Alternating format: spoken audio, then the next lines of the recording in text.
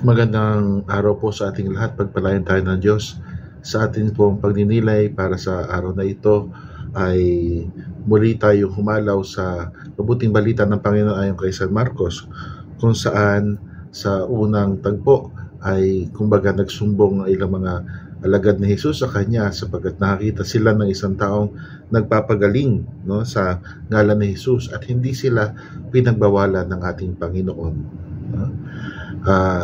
Pagkatapos sinabi niya na malaking gantimpala kahit na ang gawing kabutihan ay ang pagbibigay ng isang baso ng malamig na tubig, sa mga sumusunod kay Jesus, no? At pagkatapos binalaan ulit niya sila, no, laban sa maling naidudulot o kasamaang naidudulot ng tinatawag na eskandalo, no? Pag sinabing eskandalo, ito po ay halaw sa salitang Grego ng ibig sabihin batong kinatitisuran.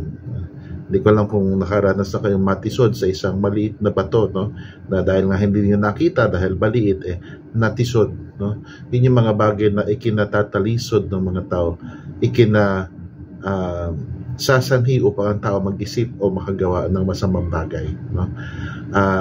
Ganun na lamang ang pagbabawal ng ating Panginoon, kung kahit sinabi niya na gawin ng lahat, no?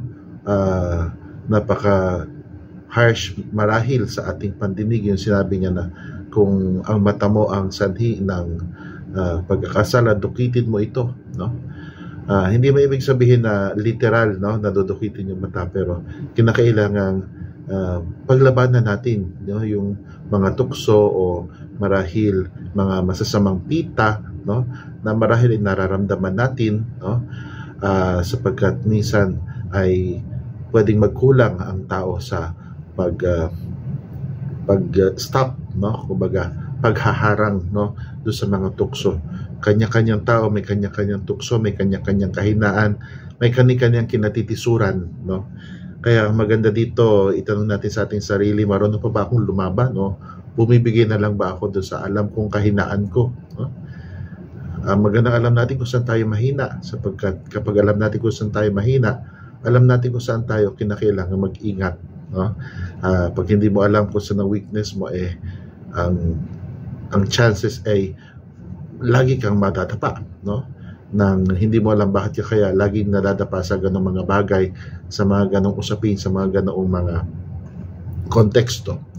Kaya sa ating buhay, lagi nating isipin na lagi tayong dumulog sa ating Panginoon, sapagkat ang buhay parang paglalakbay, no? Ganyan din isama natin sa ating panalangin ngayon ang lahat ng mga manlalayag, no? Lahat naman nagtatrabaho sa laot, no? At pati lahat ng mga nangingibang bayan, mga kababayan man natin, mga OFW, o kahit na mula sa ibang bansa tapos lumilipat sila na ibang bayan, no? Sapagkat hindi madali ang mga ibang bayan, no? At alam natin na ito ginagawa ng marami nating kababayan pakundangan sa kanilang pamilya, no?